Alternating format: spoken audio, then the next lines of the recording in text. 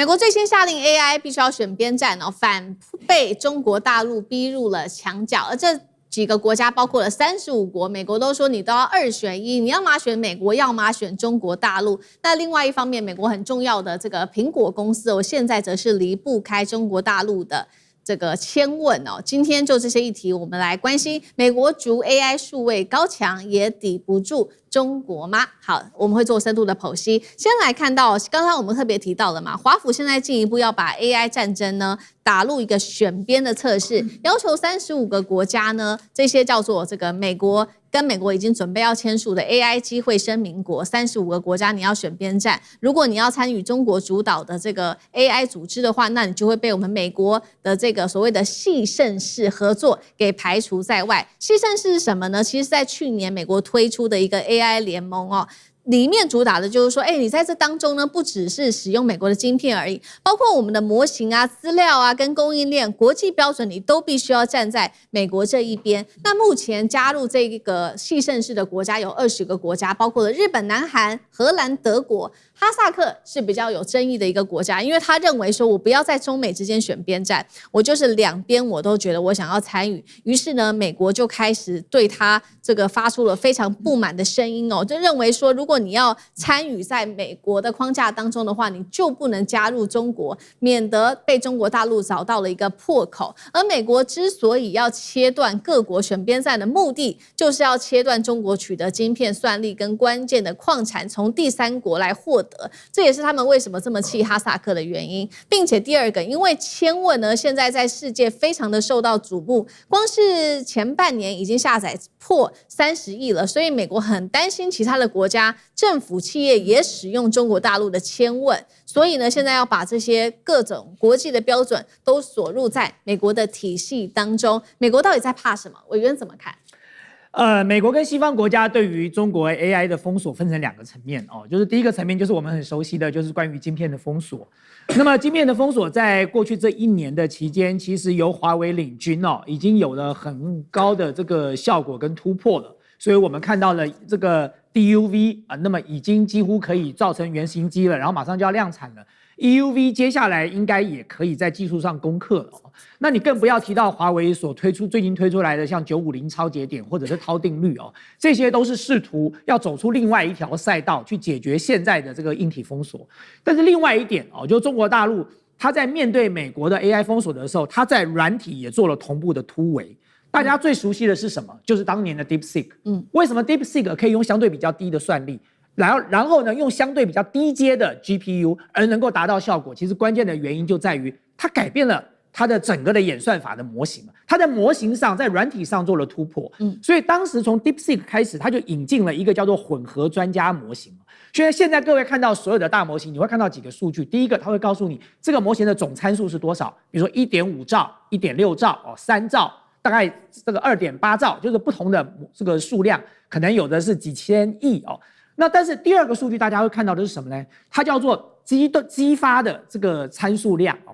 所謂激發參数量，就是說我來執行任務的時候，我雖然有 1.5 兆，雖然有 1.8 兆，我不用 1.8 兆個參數都同時激發，我只要把專家拿出来就好了。這就好像你現在有一個醫院，這個醫院裡頭有各科的醫生哦，當你看到這個耳鼻喉科的時候，你就去耳鼻喉科看就可以了，你不需要去找婦產科的醫生一起來幫你這個做會診了。所以呢，這個就叫做混合專家機制，它把它現有的這個模型裡頭開始分區塊哦，就哪些這個區塊是負責不同的不同的專業的內容哦。所以呢，當遇到不同專業內容的時候呢，我就調度這些專家出來，所以你就會發現說，它的大概是激發了多少呢？大概通常我們現在看到的模型，最近的 Kimi K3 或者是千問 3.8，大概都只激發了4%，也就是說，我這個模型有96%的參數可以先休息。我執行任務的時候只需要4%，那這代表什麼呢？這代表我算力就大幅降低啦。你想想看，我解決一個問題，我要 1.5 兆個參數都在那邊運算一次，我要多大的這個算力？我現在只要4%的參數來運算，我算力的需求就會大幅降低了。那各位知道算力需求大幅降低代表什麼？代表第一，你對於算力的这個依賴的程度相對來說是在可控範圍內。第二個最重要的，就代表成本降低啦，對，我現在算力只用了4%，我就解決了這個問題，那當然我就更有競爭力了嘛。所以我給大家一個數據，簡單的來看一下啊，就我們通常在講這個成本的時候，都在講說你輸入或輸出100萬個 token 大概要花多少錢。美國現在最頂尖的大模型 Cloud Fable 5是 Anthropic 最知名的大模型，它輸入這個它的成本100萬個 token 的成本是10塊美金哦，輸出是50塊美金啊，輸入跟輸出。然後你再看看 DeepSeek 是多少 ，DeepSeek 是最近的 V4 Pro 大模型。它輸入只需要0.43塊美金，好，輸出只需要0.87塊美金，然後你再看看剛才這個我們講到的千問3.8，它輸入只要0.37塊美金，輸出只要1.48塊美元，所以光是中國的大模型，它輸入跟輸出的成本，輸入的成本是美國模型便宜了它23倍到25倍。然後呢，你輸出的模型便宜了57倍到60倍，大家想想看，那在這種情況之下，你說你美國要組什麼聯盟？對所有的各國的企業來講，他要看的是成本啊。我這個公司，我加入了你這個聯盟，我就要付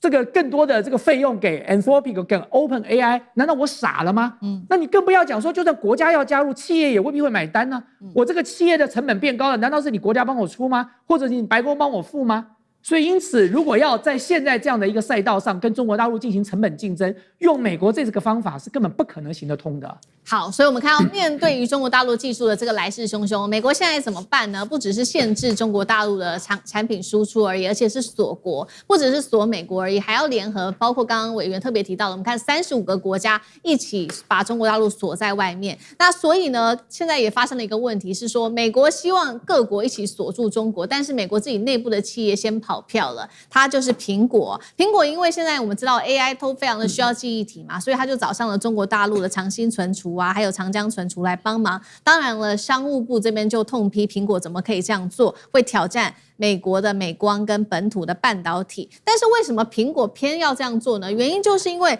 蘋果現在真的很需要這個跟中國大陸當地的廠商合作，才能去打入當地的市場。所以有2個動作，蘋果第一個是跟阿里巴巴合作來打造中國版本專屬的 AI 模型，第2個是跟千問合作來做 Apple Intelligence， 跟百度也有技術上面的一個合作，為的就是怕說，華為跟小米總有一天會把蘋果的市占給完全的吃下來吧，所以蘋果要先行動作，也不管政治上面的問題了嗎？楊老師怎麼看？我們看到10年之前川普1的時候開始對中國大陸採取科技戰，主要剛開始到目前為止，應該說最成功，甚至是唯一成功，那就是在先進的這個晶片的這一塊領域，不管是在技術或者是在設備，還有在產品的這個層面，那當然到目前為止，他還是維持了這樣一個態度。那把所謂的晶片國安化，那當然也要求美國的企業不得將這些技術產品賣往中國去。那當然，他透過法案以及國內的這些壓力，使得這些美國的企業、跨國的企業也都必須要遵守。可是，當你中國大陸持續的發展，它的市場已經成為最主要的市場之一的時候，甚至有可能超越美國市場的時候，這些美國的企業，你要求生存的情況之下，它只好分區治理，也就是說，必須要進入到中國市场。那中國市場因為倒過來也對美國的相關的這些大模型或者是企業採取一些它自己本身的法規的要求，因此必須要在依規的情況之下進入到中国市场，你必須要跟當地的這些企業合作，所以這叫做分區治理。就對蘋果而言，它就有全球區，它就有中國區的不同的運用。是，可是倒過來，